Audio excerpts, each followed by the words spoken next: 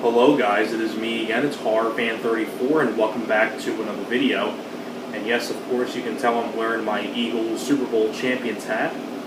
Just to figure I'd wear something different for one of these videos, because I never wear a hat in my videos, so I figured, hey, why not wear the Eagles Super Bowl champions hat? You know, switch it up a little bit. So, and the Eagles won the Super Bowl this year, so it makes a lot of sense. But, I've been doing the top 20 list. If you guys haven't seen my recent videos, I did my top 20 favorite horror films from the 2000s, from the 90s, and from the 80s. So let's go back another decade, and let's go to the 1970s.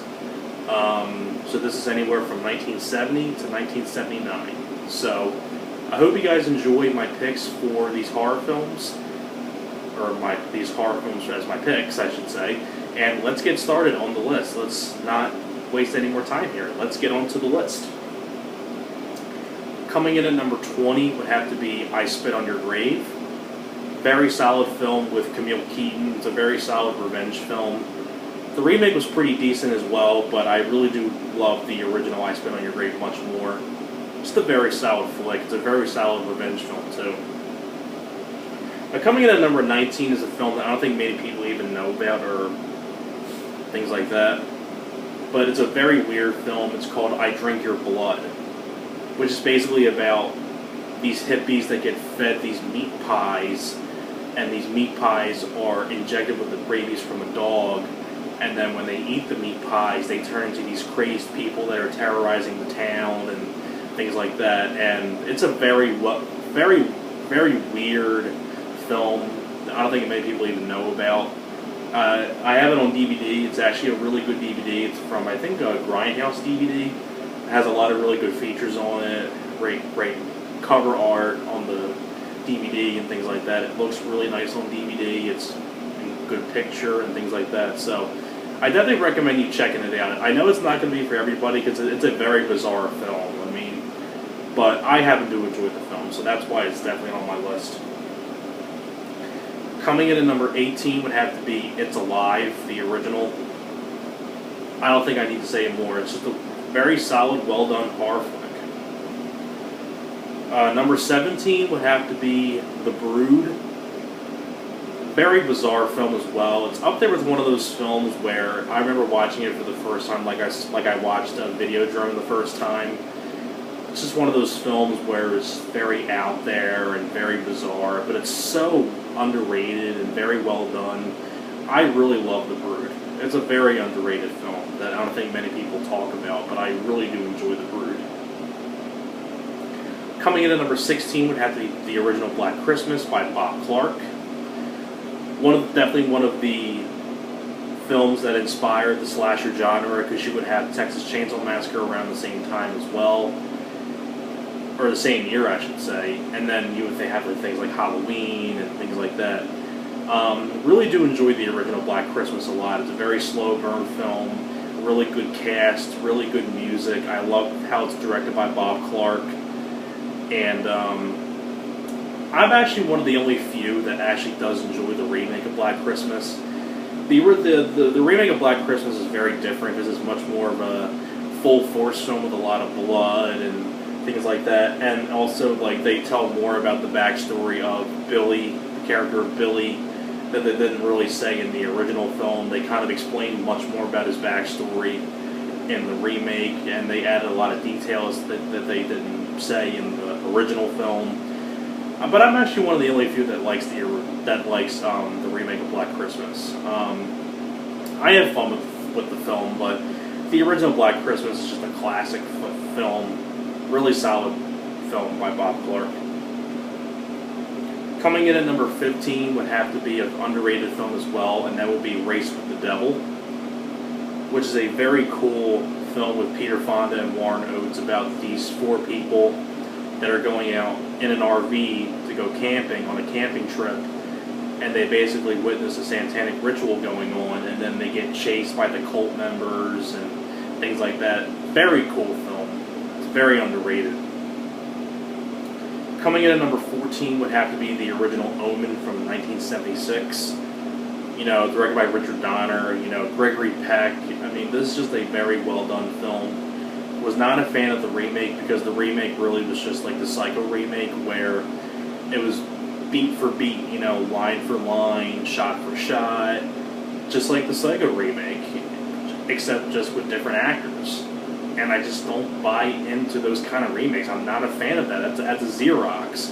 If you're going to remake The Omen, do something a little bit differently. Don't just take the same things and copy and paste them, and just add a few tiny little details that make no difference whatsoever. Like, I remember, like, they were saying, like, oh, well, some of the differences we made, well, the kid's hair is a little bit longer or shorter. Like, what kind of a difference is that? That's gonna make much of a difference. Oh, well, Julia Stiles' character has 2 dream sequences. Like, that makes a difference either. I mean, they're just tiny little details that just meant nothing. And just, you know, the original Omen worked very, very well. It's a very well done film. And on top of that too, the guy that directed the Omen remake, I'm not a fan of him as a director. The only film I liked of his was Behind Enemy Lines. I hated Max Payne, I hated A Good Day to Die Hard. You know, it's just go watch the original Omen. That's basically my point. Coming in at number 13 would have to be Tourist Trap. Another very solid film. I don't want to get into a whole lot of details about some of these because I don't want to ruin it for people who haven't seen them yet. But Tourist Trap's definitely another good one to check out. Coming in at number 12 would have to be another underrated one, Blue Sunshine, from the director of Squirm, Satan's Little Helper, and Just Before Dawn, Jeff Lieberman. About these people who just... It's a... You know... That's a film I don't want to talk about because I don't want to spoil anything because it's really hard to talk about that film without spoiling anything. Just look up the plot about it for yourself and go watch it for yourself. It's a very underrated one. It's probably my favorite one that the director did. Blue Sunshine is just a really crazy film. Okay, let's see. I'll probably go to... Yeah, I actually have plenty of time to go through some more of these. Coming in at number 11 would have to be Dario Argento's Suspiria, which they're actually remaking this year. And the remake actually looks pretty promising. I actually am looking forward to the remake for being such a big fan of the original film. It's about this girl who goes to a ballet school and is run by these witches, and very creepy film. I would say definitely Dario Argento's masterpiece by far. Love Suspiria. Coming in at number 10, now we're getting into the top 10 here. Coming in at number 10 would have to be the original Dawn of the Dead by George Romero. You know, I don't need to say more about Dawn of the Dead. I mean, the title alone says it all. You know, Dawn of the Dead is just a classic zombie film. Number 9, of course, is another classic, Phantasm. Do I need to say more? Nope. Same with this one. Number 8 is Carrie. The original Carrie. Sissy Spacek, John Travolta, Piper Laurie. You know, Sissy Spacek as Carrie is just so legendary. It's directed very well by Brian De Palma. It's a classic. I don't think people, you know, it's really hard to talk about films that people know about a lot, like Carrie and Dawn of the Dead and things like that, but I'll keep going.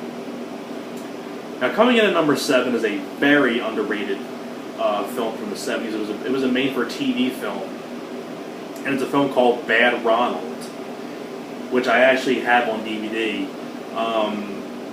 and all that stuff. And it's about this kid who's really a really awkward teenager and things like that. Where one thing leads to another. His mother has to hide him out in the wall of the house because the police are looking for him because he committed a crime, and basically, if the police see him, he's going to get put in jail. So they kind of built this wall over the bathroom, and he hides in there, so that way, like, no one can find him and things like that. But what ends up happening is that his mother ends up going in for surgery, and she ends up dying during the surgery. And basically, what happens is Ronald's now stuck in the house by himself, having to find food for himself, and you know, he's basically all by himself. He's on his own now. and then the house gets sold to a new family with him still in the wall, and he's like spying on the new family, and he gets lost in this fantasy world, and he goes crazy. Very, very cool TV film from the 70s. Really enjoyed the film a lot. I'm going to stop right here, and then we'll get on to 6 through 1. So I will see you guys in the next part.